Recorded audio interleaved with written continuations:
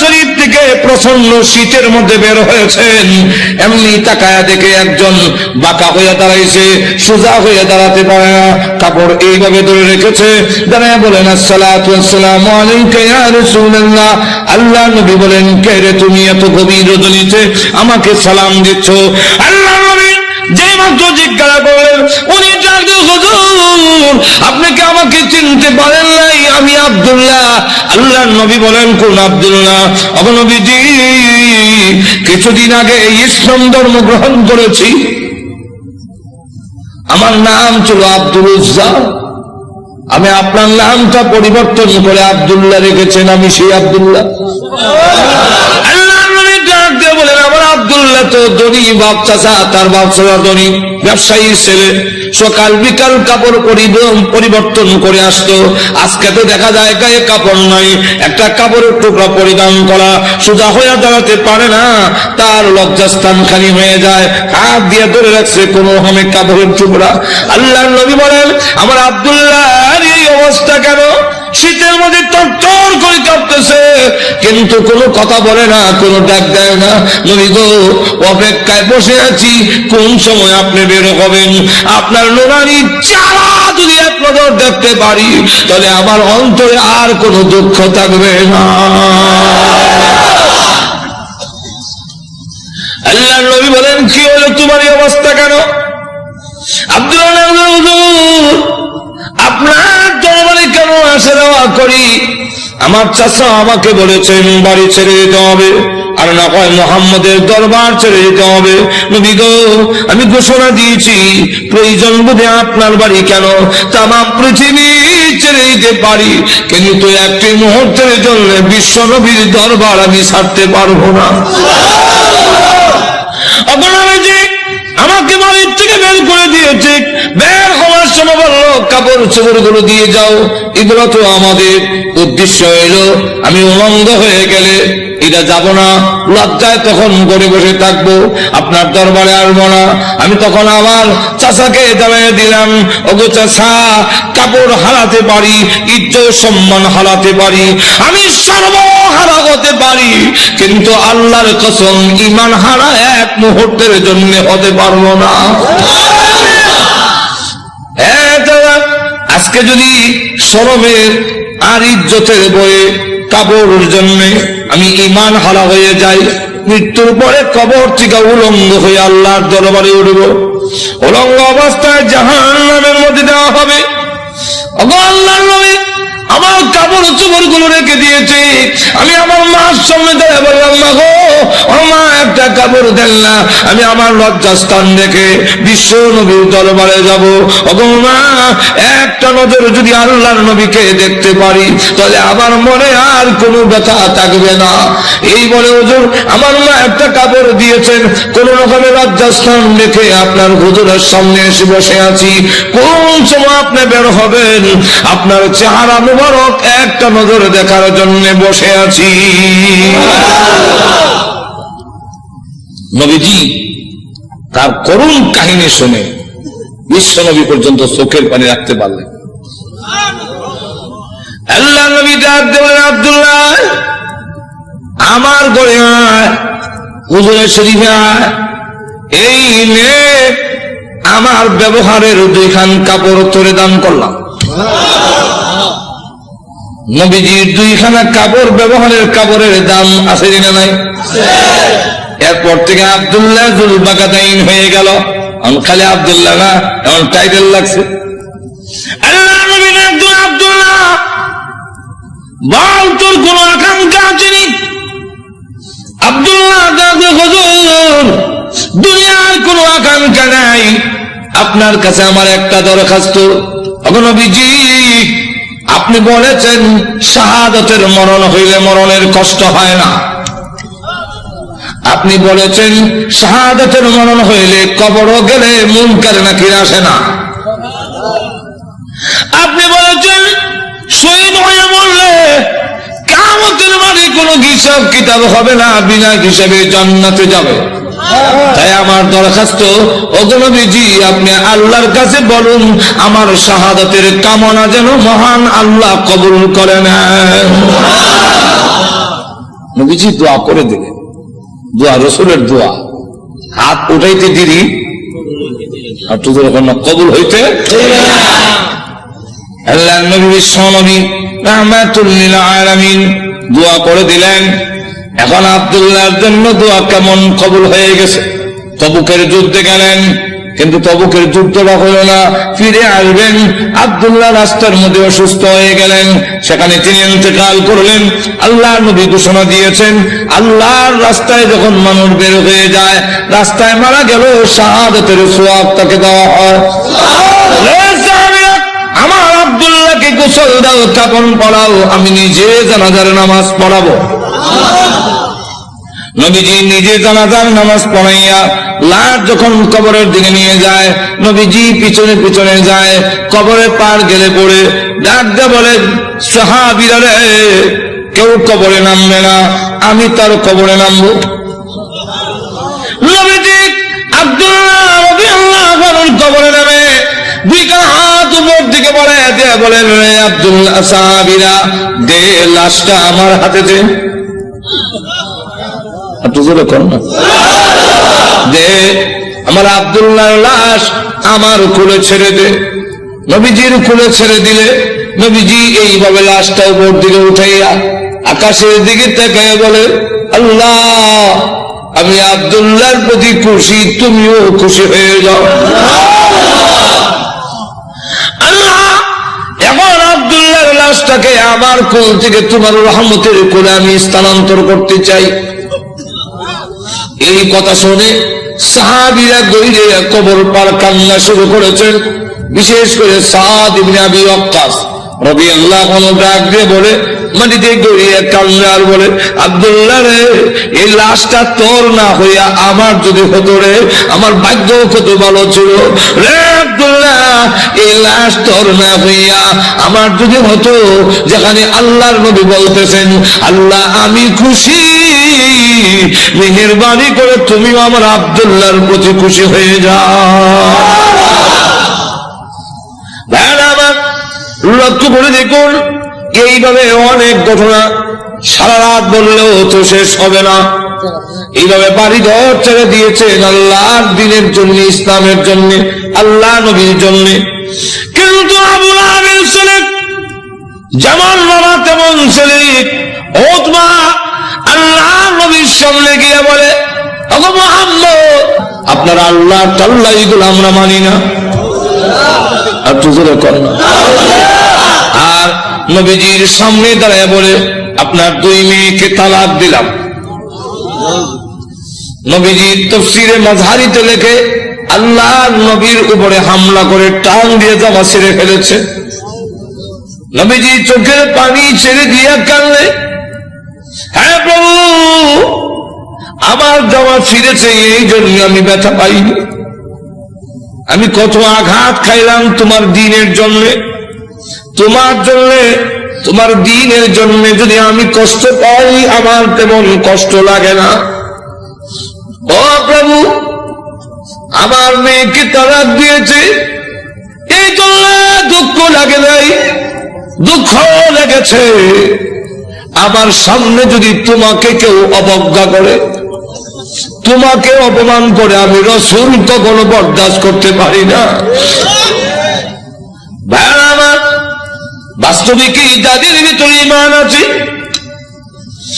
ঈমানদার কখনো দুনিয়ার সকল কিছু বরদাস্ত করতে পারে, কিন্তু আল্লাহ নবীকে অপমান করবে, এই পৃথিবীর কোন মুমিন কখনো বরদাস্ত করবে না। এর নামই হলো ঈমান। যেরকম ঠিক কিনা?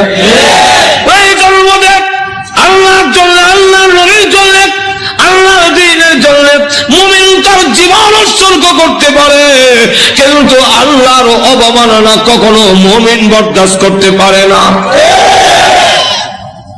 আমার আল্লাহর নবী, আল্লাহর মহব্বত নবীর অন্তরে বেশি না কম? আর জোরে কর না, সকলের চাইতে বেশি না কম? নবীজি কাঁদেন আর বলেন, প্রভু গো, আমার সামনে কেমনে কয় তুমি আল্লাহ টাল্লাহ, এত বড় নিমক কারাম আল্লাহ আমি কেমনে বরদাস্ত করি? আল্লাহ ডাক দেওয়ার, নবী গো, আমি বানাইছি নিজের সন্তান যদি নিজের দারিদ্র্যে টান মারে দুঃখ লাগে না? না লাগে? নিজের সন্তান যদি কিল মারে খাল্লায় কষ্ট লাগে না? আপনার কষ্ট লাগে না, কিন্তু দেখবেন আপনার মা এই জিনিসটা বরদাস্ত করবে না। আপনার ছেলে আপনাকে যদি দারিদ্র্যে টান মারে আপনার কিন্তু কষ্ট লাগে না? আপনার যদি খাবলা মারে আপনার কষ্ট লাগে না? মাথা সোজা করে টানে আপনার কষ্ট লাগে না? লাথি মারে কষ্ট লাগে না, কিন্তু আপনার মা যদি দেখে তখন বরদাস্ত করে না। দেখে তাহলে আল্লাহ ডাক দিয়ে বলেন, আমি বানাইছি মানুষ, এই মানুষ যদি আমার সাথে বিয়াদবি করে আমাকে গালি দেয়, আমার বিরুদ্ধে বলে, এত আঘাত লাগে না, কিন্তু আমার নবীকে যদি কেউ কিছু কয় আমি আল্লাহ বরদাস্ত করি না। আমার নবীর বিয়াদব আমি আল্লাহ ছাড় দিই না। আমার নবীর গায়ে আঘাত করলে আমার কষ্ট লাগে। সে পাথর নিয়ে আপনাকে মারতে এসেছে, এই জন্য আমি আল্লাহ আয়াত নাযিল করে জানাইয়া দিলাম। নবীজি এখন বদদুয়া করেন, আল্লাহ তোমার কুকুর সমূহ থেকে একটা কুকুরের উপরে মুসাল্লাত করে দাও, চড়ায়। আল্লাহ রাব্বুল আলামিন যখন তার বিশ্ব নবীকে বললেন, নবীজি এবার মানুষের সামনে তুলে ধরুন লা ইলাহা ইল্লাল্লাহু মুহাম্মাদুর রাসূলুল্লাহ। আমি আল্লাহ ছাড়া কোনো মাবুদ নাই। আবুল আহাব, যে আবুল আহাবকে আল্লাহ দম দিয়েছেন, যে আবুল আহাবকে আল্লাহ রাব্বুল আলামিন মাল দিয়েছেন, সেই আবুল আহাব দুনো হাতে পাথর নিয়ে আল্লাহ নবীর সামনে এসে বলেন, ওগো মুহাম্মদ, আপনার আল্লাহ কাল্লার কথা আমরা মানি না। জোরে কোন নাউজুবিল্লাহ। আপনার আল্লাহ কাল্লার কথা মানি না, মানি না আমরা আল্লাহর কথা। এই কথা বলে নবীজি যখন পাথর মারতে গেল, আল্লাহ রাব্বুল আলামিন তখন ডাক দিয়ে বলেন, ওগো নবীজি, আপনার বিরুদ্ধে আসে নাই, বরং আমি আল্লাহর বিরুদ্ধে এসেছি। অত বড় নিমক কালাম আল্লাহ তার নবীর পক্ষ থেকে জবাব দিয়ে দিলেন। আর যখন আবু লাহাব বলল, তাব্বান লাকা আলিহাযা জামাতানা, তুমি ধ্বংস হও, এই কারণে কি তুমি আমাদেরকে এইখানে একত্রিত করেছিলে? আল্লাহ তার জবাবে বলেন, তাব্বাত ইয়াদা আবি লাহাব, আবু লাহাবের দুনো হাত ধ্বংস হও। একটু দূরে কর না। যেই মাত্র আপনাদের হয়েছে আবু লাহাবের দুনো হাত ধ্বংস এবং তাব্বা ধ্বংস হয়ে গিয়েছে, মা আগনান ওয়া মালুহু ওয়া মা কাসাবা, আবু লাহাবের মাল আওলাদ একটাও কাজে আসে নাই, কাজে আসবেও না। আল্লাহ রাব্বুল আলামিন আরো বলেন, সায়াসলা নারান যাতা লাহাবিন ওয়া ইমরাআতুহু, আল্লাহ রাব্বুল আলামিন বলেন, অচিরেই আবু লাহাব এবং আবু লাহাবের স্ত্রী দুজন শিখাময় আগুনের জাহান্নামের আগুনে প্রবেশ করবে। এই আয়াত নাযিল হওয়ার পরে প্রশ্ন হইতে পারে, আবু লাহাবের স্ত্রীর কথা উম্মে জামিলের কথা কেন আনলো? মহিলার কি দোষ? মহিলার কথা উল্লেখ করেছেন হাম্মালাতুল হাতাব। আল্লাহ রাব্বুল আলামিন বলেন, ওই মহিলাটাও কি কারণ জানেননি? হাম্মালাতুন, বহন কর্মেওয়ালি। হাতাবা অর্থ হইল, মুফাসসিরিনে কেরাম এর সাথে দুইটা ব্যাখ্যার মিল রেখে মুফাসসিরিনে কেরাম বলেন, একটা ব্যাখ্যা হইল লাকড়ি, আর একটা ব্যাখ্যা হইল সুগুল করি। ওই আবু লাহাবের স্ত্রী গড়ে গড়ে দিকে বলে, তোমরা কারা গো? মুহাম্মদ আমাদের ভাতিজা এবং আমার বিয়াই, আমি তার সম্পর্কে ভালো করে জানি, তোমরা তার কাছে যাইও না, সে পাগল, তার কাছে তোমরা যাইবা না। আল্লাহর নবীর বিরুদ্ধে গড়ে হেঁটে হেঁটে গিয়ে বলে, মুহাম্মদ পাগল, তার কাছে যাইও না।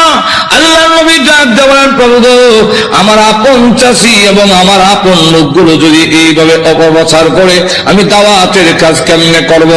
আল্লাহ ডাক দেওয়া, নবীজি ভয়ের কোনো কারণ নাই, মানুষের দিলের মালিক আমি আল্লাহ। আপনার বিরুদ্ধে যারা গিয়া উস্কানি দিবে এবং বলবে পাগল, এদের দিল আমি আল্লাহ ঘুরাইয়া দিব, অটোমেটিক এরা আপনার কাছে কাছে হাজির হয়ে যাবে। ঠিকই দেখা গেল যাদের কাছে গিয়ে বলে মোহাম্মদ পাগল, মোহাম্মদ পাগল, বলে হ্যাঁ তুই বড় বড় নেত্রী নামছে কেন, নেত্রী নামছে কেন? এতে বোঝা যায় পাগল ও ছোট পাগল না, অনেক বড় পাগল, অসাধারণ পাগল। চলো একটু পাগলটা দেখে আসি। পাগল দেখতে এসে দেখা দেখে আল্লাহ নবীর নুরানি চেহারা এত সুন্দর, খানায় কাবার সামনে দাঁড়িয়ে কোরআন শরীফ পড়ে, নবীজির চেহারার আলোতে কাবা ঘরের দেওয়াল আলোকিত হয়ে গেছে। না এই সুন্দর চেহারার লোক কোনদিন পাগল হতে পারে না। আবার কি জানে পড়ে একটু শুনি। নবীজির কোরআন তেলাওয়াত এত মধুর তেলাওয়াত, শুনি এখন না এই তেলাওয়াত কোন পাগলের হইতে পারে না। والشمس وضحاها والقمر إذا تلاها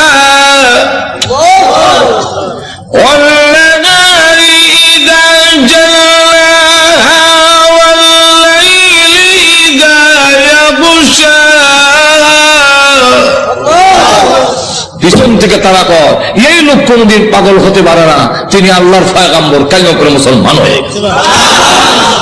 তো উম্মে জামিল সে বদনাম করে আল্লাহ নবীর বিরুদ্ধে এবং লাকড়ি এনে প্রতিবন্ধকতা সৃষ্টি করে যখন বাধা দেয়, এই অবস্থায় আল্লাহ রাব্বুল আলামিন বলেন আবু লাহাবের স্ত্রীও জাহান্নামের ভিতরে প্রবেশ করবে। যেই মাত্র এই আয়াত নাযিল হয়েছে তখন আবু লাহাবের স্ত্রীও হাতের মধ্যে পাথর নিয়ে কোমর ও কাপড় বেঁধে রাসূলের উপরে হামলা করার জন্য খানায় কাবার দিকে যখন ধাবিত হচ্ছে, আবু বকর সিদ্দিক বলেন ইয়া রাসূলুল্লাহ, ওই দেখেন আপনার চাচিও বিয়াইও উম্মে জামিল হাতের মধ্যে পাথর, কোমরের মধ্যে কাপড় বান্ধা, এতে বোঝা যায় মহিলা হামলা করবে। একজন মহিলা যদি হামলা করে ইজ্জত আর তাহে কই। অগনবীজি আবার উনি আপনার মুরব্বী, ওনার ধাক্কা দেওয়া তো যাবে না। আর মহিলা তো এমন এক জিনিস, এমন বিপজ্জনক, ধাক্কা যদি দেন ফিরে বের লেগে বিপদটা তো আপনার হয়ে যাবে। আমার এমন লক্ষ্য করে দেখেন উম্মে জামিল সে পাথর নিয়ে গেছে রাসূলকে মারবে, কেমন হাওয়া। আবু বকর সিদ্দিক বলে অসুবিধা হইতেছে না তো? অসুবিধা হইতেছে, শেষ করে দেন। আমার লক্ষ্য করে দেখুন পাথর নিয়ে আল্লাহ নবীকে মারার জন্য যখন গিয়েছে আবু বকর সিদ্দিক রাদিয়াল্লাহু আনহু বলেন নবী গো, আপনার চাচি এবং বিয়াই পাথর নিয়ে আসতেছে, এমন কি করি? নবীজি ডাকলেন আবু বকর, চিন্তার কোনো কারণ নাই, আমি মহান আল্লাহ কোরআন পড়ব, মহান আল্লাহ আমার হেফাজত করবেন। এই বলে রাসূল আরম্ভ করে দিয়েছেন ইয়াসিন ওয়াল কুরআনিল হাকীম।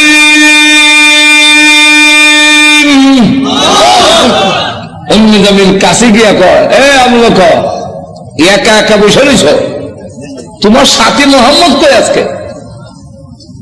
আবু বকর সিদ্দিক রাদিয়াল্লাহু আনহু বলেন আমি দেখি আমার পাশে বসে কোরআন শরীফ পড়তেছে, নবী দেখতেছি আর কানে শুনতেছি। মহিলা জিগায় মোহাম্মদ কো, তা তো বোঝা যায় দেখে না, তো দেখে না যখন আমি কয় কি। উম্মে জামিল হুমকি দেয়, তার ভাগ্য ভালো, তার কপাল ভালো, পাইলাম না, লুকাই গেছে, লুকাই গেছে, পাইলাম না, হ্যাঁ ভাগ্য ভালো। আর না আন্দাজ পাইছে না, আমার ডাবল হওয়া, ডাবল হওয়ার মানে দেশ যারা চালায়, এক সর্দারের বোন আরেক সর্দারের কন্যা, আবু জাহেল আমার বাপ, আবু লাহাব আমার স্বামী, আর জন্য ডাবল হওয়া। ডাবল হওয়ার কেমনি হইল? সব তোর ভাঙ্গে কোয়া যায় না, বিপদ তো আছে। আমার ডাবল হওয়ার পাইলাম না, তার ভাগ্যবালা। আবু বকর সিদ্দিক বলেন আমি দেখি, তুই দেখস না, হিরো বুঝলাম। তখন চলে গেল। আবু বকর সিদ্দিক বলেন হুজুর আমি দেখি, সে দেখলো না কেন? আল্লাহ বললেন আবু বকর তুমি কি কোরআন শরীফ পড়ো না? আল্লাহ রাব্বুল আলামিন আগে আমাকে জানাইয়া দিয়েছেন ওয়াইদা قرأت القرآن جعلنا بينك وبين الذين يؤمنون بالآخرة حجابا مستورا হেলো কি আপনি যখন কোরআন শরীফ পড়ে তখন আপনার আর অবিশ্বাসী বেঈমান কাফেরের মাঝে আমি আল্লাহ হিজাবান মাসতুরা গোপন পর্দা দিয়া আপনারে ঢাকা ফেলি। রাসূল বলেন আবু বকর গোপন পর্দাটা কি জানো? আল্লাহু আ'লামু রাসূলুহু, আল্লাহ রাসূল বলেন আমি যেই দিকে তাকাই সেই দিকেই দেখি অসংখ্য ফেরেশতা আমাকে ঘেরাও করে দাঁড়িয়ে আছে। আবু জাহেল আবু লাহাব ক্ষুব্ধ হইয়া দুই ছেলে রাসূলের দুই মেয়ের যে বিয়ে করেছিল মনে আছে তো? একটার নাম উতবা আর একটার নাম উতাইবা। রাসূল প্রকাশ্য নবী হওয়ার আগে দুই মেয়ে এই দুই ছেলের কাছে বিয়ে দিয়েছে। এখন সে এই দুইজনের কেন না কয় তোমাদের শ্বশুর মুহাম্মদের কাছে আমার এবং তোর মার বিরুদ্ধে কোরআনের আয়াত নাযিল হয়েছে, অতএব তোমরা দুজন গিয়ে মুহাম্মদের সামনে বলতে হবে আপনার আল্লাহ তাআলা মানি না। আর একটু জোরে কর না, আল্লাহ তাআলা যেমন বোঝা যায় সাটা জোরে কোন ঠিক কেমন অবজ্ঞা কেমন চিন্তা করেন নিমক কালাম কারে কয় জোরে কোন ঠিক না।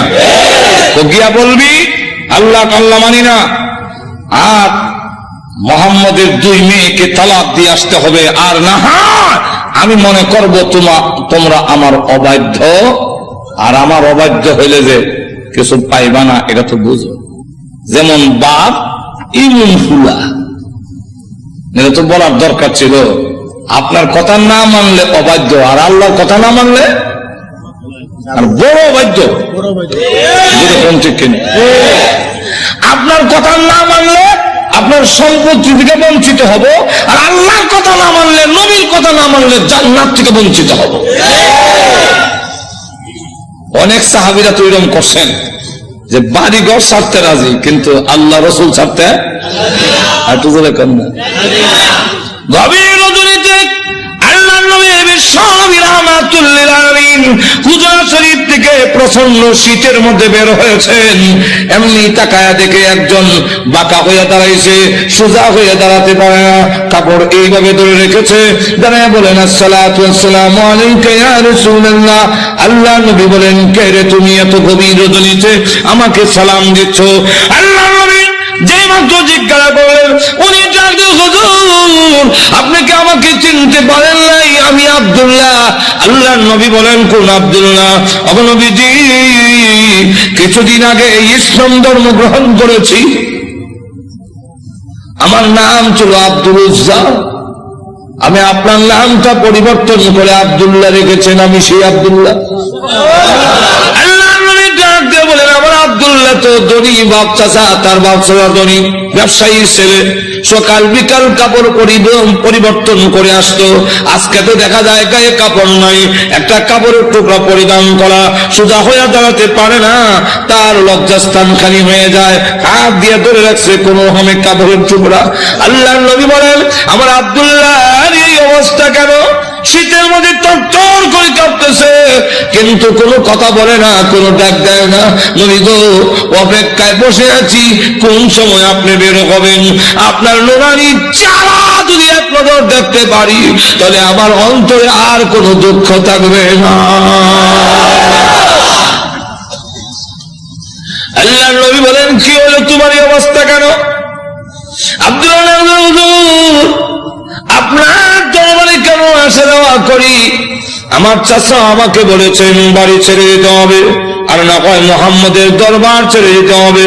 নবী গো আমি ঘোষণা দিয়েছি প্রয়োজন বোধে আপনার বাড়ি কেন তাম পৃথিবী ছেড়ে যেতে পারি, কিন্তু একটি মুহূর্তের জন্য বিশ্ব নবীর দরবার আমি ছাড়তে পারবো না।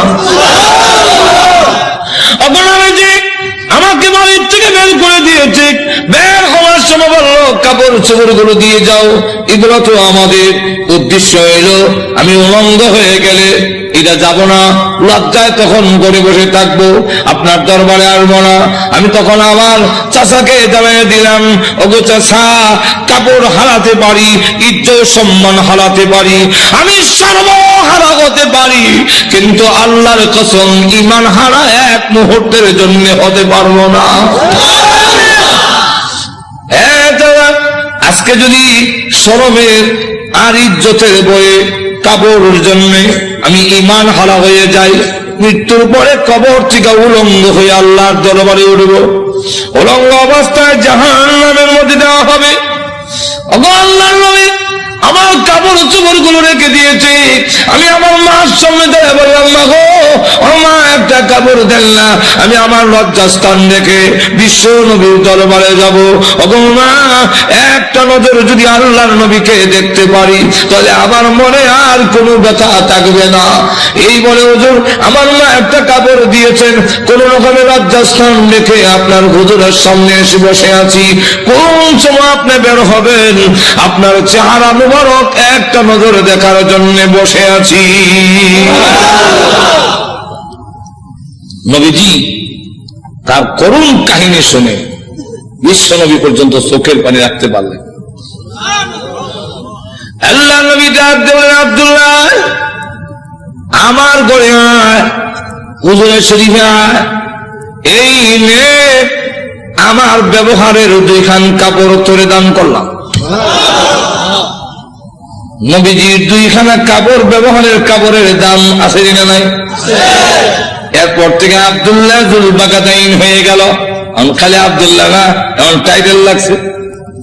আল্লাহ নবী একজন, আব্দুল্লাহ বল তোর কোন আকাঙ্ক্ষা আছে নি?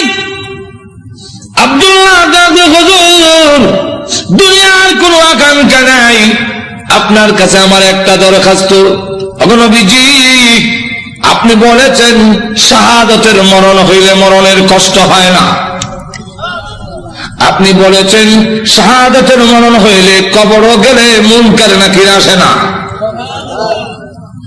আপনি বলেছেন শহীদ হয়ে মরলে কিয়ামতের মাঠে কোনো হিসাব কিতাব হবে না, বিনা হিসাবে জান্নাতে যাবে। তাই আমার দরখাস্ত, ওগো নবীজি আপনি আল্লাহর কাছে বলুন আমার শাহাদাতের কামনা যেন মহান আল্লাহ কবুল করে নেন। নবীজি দোয়া করে দিলেন, দোয়া রাসূলের দোয়া, হাত উঠাইতে দেরি আর তোদের ওখানে কবুল হইতে। আল্লাহ নবী বিশ্ব নবী রাহমাতুল লিল আলামিন দোয়া করে দিলেন। এখন আব্দুল্লাহর জন্য দোয়া কেমন কবুল হয়ে গেছে। তবুকের যুদ্ধে গেলেন, কিন্তু তবুকের যুদ্ধটা হলো না, ফিরে আসবেন। আব্দুল্লাহ রাস্তার মধ্যে অসুস্থ হয়ে গেলেন, সেখানে তিনি ইন্তেকাল করলেন। আল্লাহ নবী ঘোষণা দিয়েছেন, আল্লাহর রাস্তায় যখন মানুষ বের হয়ে যায়, রাস্তায় মারা গেল শাহাদাতের সওয়াব তাকে দেওয়া হয়। আমার আব্দুল্লাহকে গোসল দাও, কাফন পরাও, আমি নিজে জানাজার নামাজ পড়াবো। নবীজি নিজে জানাজার নামাজ পড়াইয়া লাশ যখন কবরের দিকে নিয়ে যায়, নবীজি পিছনে পিছনে যায়, কবরে পার গেলে পড়ে ডাক দিয়ে বলে, সাহাবীরা রে, কেউ কবরে নামবে না, আমি তার কবরে নামবো। নবীজি আব্দুল্লাহ রাদিয়াল্লাহু আনহু কবরে নামে 2 হাত উপর দিকে বলে দিয়ে বলেন, রে আব্দুল্লাহ, সাহাবীরা দে লাশটা আমার হাতে দে। দে আমার আব্দুল্লাহর লাশ আমার কোলে ছেড়ে দে। নবীজির কোলে ছেড়ে দিলে নবীজি এইভাবে লাশটা উপর দিকে উঠাইয়া আকাশের দিকে তাকায় বলে, আল্লাহ আমি আব্দুল্লাহর প্রতি খুশি, তুমিও খুশি হয়ে যাও। আল্লাহ এখন আব্দুল্লাহর লাশটাকে আমার কোল থেকে তোমার রহমতের কোলে আমি স্থানান্তর করতে চাই। এই কথা শুনে সাহাবীরা দৌড়ে কবর পার কান্না শুরু করেছেন। বিশেষ করে সাদ ইবনে আবি ওয়াক্কাস রাদিয়াল্লাহু আনহু ডাক দিয়ে বলে, মাটিতে গড়িয়ে কান্না আর বলে, আব্দুল্লাহ রে, এই লাশটা তোর না হইয়া আমার যদি হতো রে, আমার ভাগ্য কত ভালো ছিল রে আব্দুল্লাহ। আল্লাহ এই লাশ তোর না হইয়া আমার যদি হতো যেখানে আল্লাহর নবী বলতেছেন আল্লাহ আমি খুশি, মেহেরবানি করে তুমিও আমার আব্দুল্লাহর প্রতি খুশি হয়ে যাও। আমার লক্ষ্য করে দেখুন, এইভাবে অনেক ঘটনা সারা রাত বললেও তো শেষ হবে না। এইভাবে বাড়ি ঘর ছেড়ে দিয়েছেন আল্লাহর দ্বীনের জন্য, ইসলামের জন্য, আল্লাহ নবীর জন্য। কিন্তু আবু লাহাবের ছেলে যেমন বাবা তেমন ছেলে উতবা আল্লাহ নবীর সামনে গিয়ে বলে, ওগো মুহাম্মদ, আপনার আল্লাহ তাআলা এগুলো আমরা মানি না। আর তুজুরে কর না। আর নবীজির সামনে দাঁড়ায় বলে, আপনার 2 মেয়েকে তালাক দিলাম। নবীজির তাফসীরে মাযহারিতে লেখে আল্লাহ নবীর উপরে হামলা করে টান দিয়ে জামা ছিঁড়ে ফেলেছে। নবীজি চোখের পানি ছেড়ে দিয়ে কাঁদলে, হ্যাঁ প্রভু, আমার জামা ছিঁড়েছে এই জন্য আমি ব্যথা পাইনি। আমি কত আঘাত খাইলাম তোমার দ্বীনের জন্য, তোমার জন্য, তোমার দ্বীনের জন্য যদি আমি কষ্ট পাই আমার তেমন কষ্ট লাগে না। ও প্রভু, আমার মেয়েকে তালাক দিয়েছে এই জন্য দুঃখ লাগে নাই, দুঃখ লেগেছে আমার সামনে যদি তোমাকে কেউ অবজ্ঞা করে, তোমাকে অপমান করে, আমি রাসূল কখনো বরদাস্ত করতে পারি না। ভাইরা আমার, বাস্তবিকই যাদের ভিতরে ঈমান আছে, ঈমানদার কখনো দুনিয়ার সকল কিছু বরদাস্ত করতে পারে, কিন্তু আল্লাহ নবীকে অপমান করবে এই পৃথিবীর কোন মুমিন কখনো বরদাস্ত করবে না। এর নামই হলো ঈমান। যেরকম ঠিক না, আল্লাহর জন্য, আল্লাহর নবীর জন্য, আল্লাহর দ্বীনের জন্য মুমিন তার জীবন উৎসর্গ করতে পারে, কিন্তু আল্লাহর অবমাননা কখনো মুমিন বরদাস্ত করতে পারে না। আমার আল্লাহর নবী, আল্লাহর মহব্বত নবীর অন্তরে বেশি না কম? আর জোরে কর না, সকলের চাইতে বেশি না কম? নবীজি কাঁদেন আর বলেন, প্রভু গো, আমার সামনে কেমনে কয় তুমি আল্লাহর তাআলা, এত বড় নিমক কারাম আল্লাহ আমি কেমনে বরদাস্ত করি? আল্লাহ ডাক দেওয়ার, নবী গো, আমি বানাইছি নিজের সন্তান যদি নিজের দারিদ্র্যের টান মারে দুঃখ লাগে না? না লাগে? নিজের সন্তান যদি কিল মারে খাল্লায় কষ্ট লাগে না? আপনার কষ্ট লাগে না, কিন্তু দেখবেন আপনার মা এই জিনিসটা বরদাস্ত করবে না। আপনার ছেলে আপনাকে যদি দারিদ্র্যের টান মারে আপনার কিন্তু কষ্ট লাগে না? আপনার যদি খাবলা মারে আপনার কষ্ট লাগে না? মাথা সোজা করে টানে আপনার কষ্ট লাগে না? লাথি মারে কষ্ট লাগে না, কিন্তু আপনার মা যদি দেখে তখন বরদাস্ত করে না, দেখে তাহলে আল্লাহ ডাক দিয়ে বলেন, আমি বানাইছি মানুষ, এই মানুষ যদি আমার সাথে বিয়াদবি করে, আমাকে গালি দেয়, আমার বিরুদ্ধে বলে, এত আঘাত লাগে না, কিন্তু আমার নবীকে যদি কেউ কিছু কয় আমি আল্লাহ বরদাস্ত করি না। আমার নবীর বিয়াদব আমি আল্লাহ ছাড় দিই না। আমার নবীর গায়ে আঘাত করলে আমার কষ্ট লাগে। সে পাথর নিয়ে আপনাকে মারতে এসেছে, এই জন্য আমি আল্লাহ আয়াত নাযিল করে জানাইয়া দিলাম। নবীজি এখন বদদুয়া করেন, আল্লাহ তোমার কুকুর সমূহ থেকে একটা কুকুরের উপরে মুসাল্লাত করে দাও, চড়াইয়া দাও। আল্লাহ আবু লাহাবের ছেলে উতবার উপরে তুমি কুত্তা লাগাইয়া দাও। আল্লাহ নবীর দোয়া হোক বদদুয়া হোক, জবান থেকে বের হতে দেরি হয়, আল্লাহর দরবারে তা কবুল হইতে একটা মিনিট দেরি হয় না। আর না হয় ওমর যেখানে তরবারি নিয়ে গেলেন নবীকে মারার জন্য, ঘুরে গেল আর একদিকে, ঘরের কাছে গিয়ে শুনে সামনে গিয়ে শুনলো যে তোমার বোনের জামাই মুসলমান হয়ে গেছে। সেখানে গিয়ে যখন ঘরের সামনে দাঁড়াইছে, শুনে ঘরের ভিতর থেকে কোরআনের আওয়াজ আসে। হ্যাঁ, কিসের আওয়াজ? আস্তে আস্তে পড়তেছে, আউযু বিল্লাহি মিনাশ শাইতানির রাজীম। উমরকে কি পড়ে কলজা দিছিল না।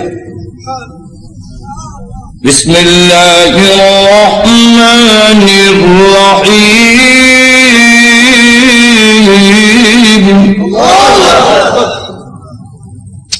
হ্যাঁ, গণকে আওয়াজ হইল না। ফাতেমা কাহা আজরাইল আইছে, দরজা খুলছে। আর ফরায় যে খাব্বাব রাদিয়াল্লাহু, তিনি দরজার আড়ে লুকায় গেছে। আল্লাহ লা ইলাহা ইল্লাল্লাহ সুবহানাকা ইন্নী। বোন এবং বোনের জামাই তো একবারে মারবে না। উমর তো আমারও দুই টুকরো করলো, তোর বাড়ি আতই আছে। দরজার আড়ে লুকাইয়া খালি কত মিনিট চলে। উমর ঢুকে তার বোন রে দিল এক তাপ্পর, বোনে জামাই রে তাপ্পুর খাইয়া উল্টে গিয়ে বসছে। বোন বাধা দিয়ে আমার সামনে মারো কেন? দিলাম তোরা একটা। বোন যখন তাপ্পুর খাইছে, কানের পর্দা হইতে গেছে। বোন তখন কয়, শোনো, তুমি যেমন খাত্তাবের ছেলে, আমিও খাত্তাবের মেয়ে। তুমি জানো না ইমান এমন এক জিনিস, এটার মধ্যে যত চাপ দেওয়া যায় তত এটার স্প্রিট। ইমানদার এমন এক জিনিস, এটার যত গুতা দিব অত ভালো উঠবো। গুতা দিত না, ঘুমাইত না। চিড়িয়াখানা গেছে, দেখে চিড়িয়াখানা এক বেটা গিয়ে দেখে ফিঞ্জিরের ভিতরে লট দিয়া বাঘ তো আটকাইতেছে, দেখছেন না? তো চিড়িয়াখানা এটা তো উন্মুক্ত না, সে যেভাবে উন্মুক্ত বড় ধরে খাইতো, এটাও তো খাইতে পারে না। সামান্য খাওয়ান ভা সরু গেছে। তো ধর্ষণার্থী একজন দেখুন না, এক লোকটা কর, এটা শুনছি বাঘ, এটা দিয়ে ছাগল। বাঘে না মানুষ দেখলে তর্জন গর্জন করে, এটা দিয়ে কিচ্ছু করে না।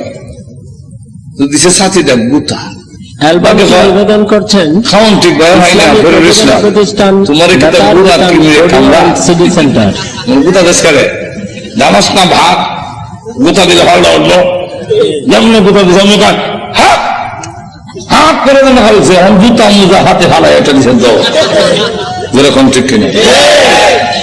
ফাতেমা ডাক দেখো, ভাই তুমি যে আমার সব কিছু মনে করছো আমি বন্ধ হয়ে যাবো, সুস্পষ্ট করে বলে দেই, সত্য ধর্ম গ্রহণ করছি, মারতে পারো, জীবন গেল ছাড়তাম না। তখন কয়ে এটা নিয়ম। মানুষ যখন দিনের উপরে ইসলামের উপরে অটল অচল থাকে, তখন তারা আল্লাহ সাহায্য আসে। আর যারা নির্যাতন করে হেরার দিলের মধ্যে আল্লাহ ডর ঢুকাইয়া দেয়। তোমার কয় ইয়া তো মারলাম তো সামলাইতাম পারি না, কি করছি রে দেখো না, তোমাকে দেওয়া যাবে না। কেন? এটা কোরআনের অংশ।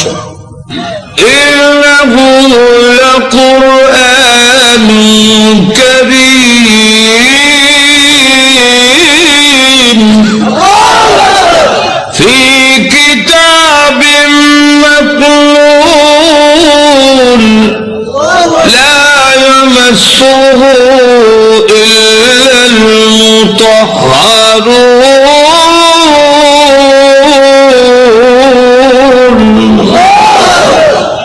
সম্মানিত কোরআন লোহে মাহফুজে সংরক্ষিত, এটা স্পর্শ করা যায় না অপবিত্র অবস্থায়। তাহলে কি করতে হবে? বলে গোসল করে যাও। কাফেররা তো মুত্তা ফানি যায় না, তুমি মুত্তা পরিষ্কার যাও দিছে। এখন হয়েছে কোরআন বলে মা আনজালনা আলাইকাল কুরআনা লিতাশকা। করতে করতে ওই আয়াত পর্যন্ত গেছে, ইন্নানি আনাল্লাহু লা ইলাহা ইল্লা আনা ফা'বুদনি।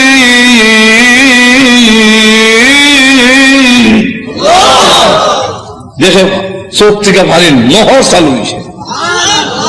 এমনি ডাক দেখাবো আমার মোহাম্মদের দরবারে নিয়ে আসল। তো পর্দার আড়ালে যিনি লুকাই আছেন দরজার আড়ালে, মনে হতো ঘটনা কম আমার উদ্দেশ্য না। ঘটনা করে তো এই জন্য 1 ঘন্টা দিব, ঘটনা হওয়ার উদ্দেশ্য না।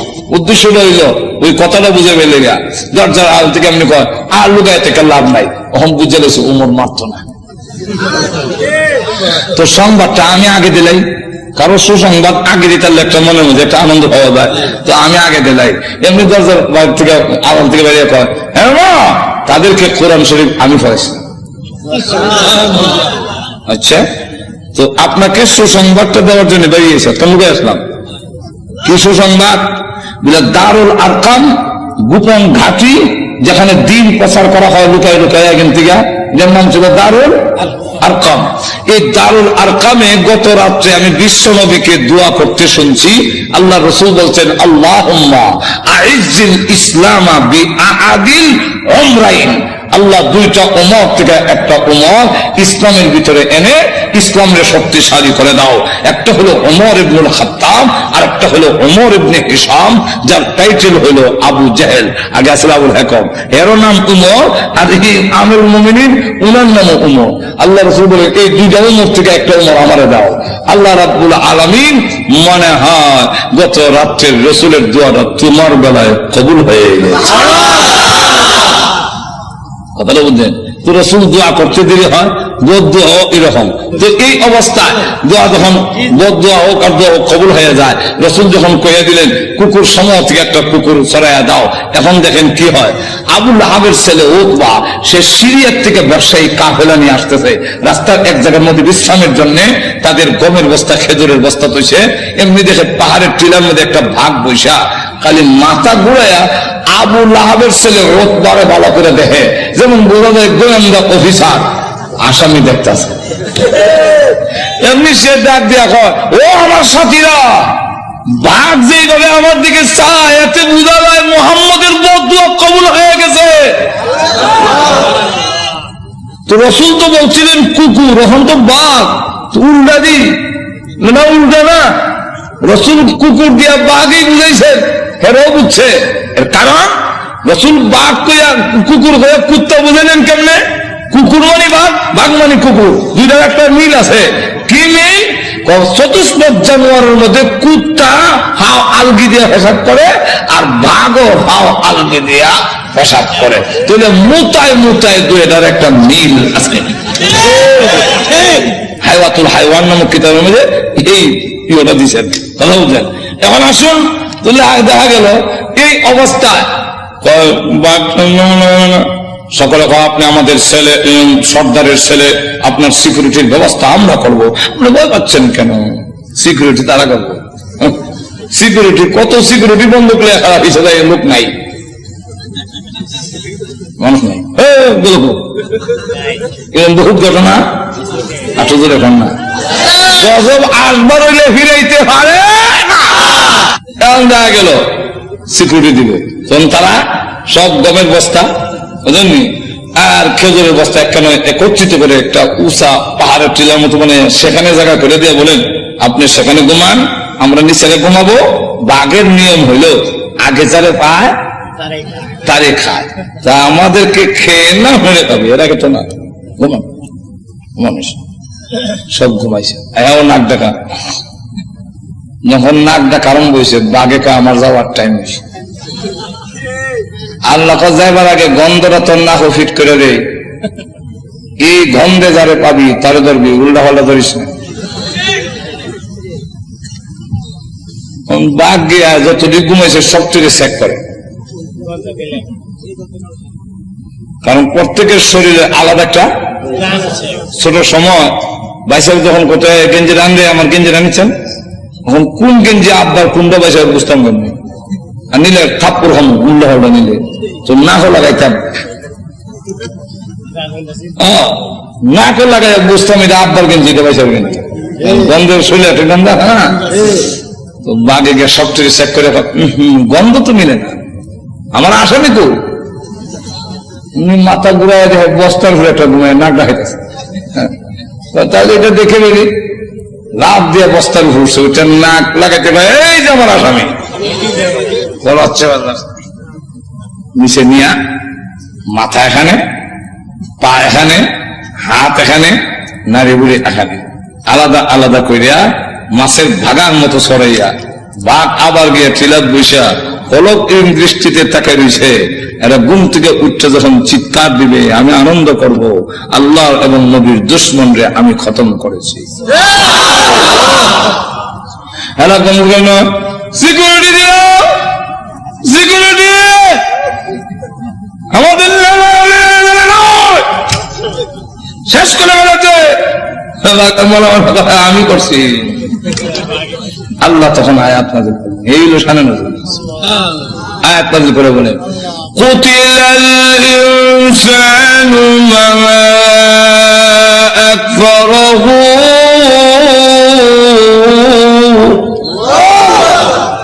মানুষ ধ্বংস হয়েছে নি? আর তো ধরে কন রক্ষা করতে পারছে? আপনি আমিও ধ্বংস হব মরণের সময়, কেউ আমাদের রক্ষা করতে। আর তো ধরে কন কাল্লা ইযা বালাগাতিত তারাকিয়া ওয়া কিলা মান রাক,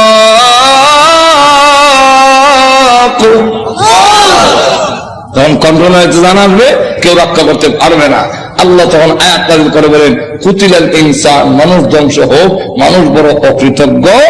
এখন আল্লাহ এক একটা নিয়ামতের কথা তুলে ধরে বলেন, তুই যে অকৃতজ্ঞ হইলে একটু চিন্তা করলি না? মিন আইয়ি শাইইন খালাকা, তুই কিসের তৈরি, তোর কি দিয়ে বানানো হইল? এটার জবাব পারবো না, কারণ জানি না তুই কি দিয়ে বানিয়েছেন। এর লাগে আল্লাহ নিজেই জবাব দিয়েছেন, মিন নুতফা, নাপাক পানি দিয়ে বানাইছি, যারা অত্যন্ত ঘৃণিত। আমি আল্লাহ এত সুন্দর করে তোরে বানাইলাম। আবার বানাইছি যে খালাকাহু ফাকাদ্দারাহু, কাদ্দারা ইউকাদ্দিরু, এটার দুইটা ব্যাখ্যা। একটা ব্যাখ্যা হইল তোমাকে এইভাবে বানাইলাম, গরু ছাগল এইভাবে না, তোমার কুদরতি স্প্রিং দিয়ে জায়গায় জায়গায়, মানে কুদরতি স্প্রিং, যেরকম ঠিক কেন কুদরতি স্প্রিং। এরপরে গরু কিন্তু মানুষ, তুমি সেলুনে গেছে চুল কাটবা, ডাইন দিকে বামে বামে যেরকম ঠিক না, ঠিক না? তোর মাথা এইভাবে ঘুরাবার মতো এই যে কুদরতি স্প্রিং দিয়ে তোরে বানাইলাম।